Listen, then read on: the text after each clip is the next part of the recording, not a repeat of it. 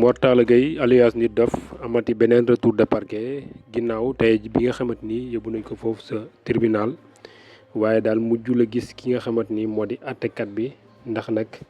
amuñu ki nga xamante moom lañ dénk dossier bi moom moomee nag di Mor Talla Gueye ñu jàppoon ko la 17 novembre yemoo nag àjjuma ci procès Ousmane Sonko bi nga xamante ni doon am foofu sa cour suprême. jàpp gi nga xamante ni jàppoon nañ ko si nag ñu doon tuumaal ñaari tuuma yoo xamante tegoon nañ ko si ndoddam waaye tey jii nag bi mu demee fële sa tribunal ba nag yeneen ñaari tuuma lañ tegaat ci kawam muy ñeenteelu tuuma kon nag moom moomee nag di Mor Talla Gueye mën nañ ne mbir mii nag pour mu génn si dana jafe lool. ñaari tuuma yi nga xamante ni tegoon nañ ko ci kawam mooy que ne da doon woote ab fipp pour nit ñi wàcc ci mbedd mi ak wax loo xamante ni maanaam amul. tey jii nag ñu tegaat ci kawam ne maanaam dafa wax loo xamante ni day xotti wormaay njiitum réew mi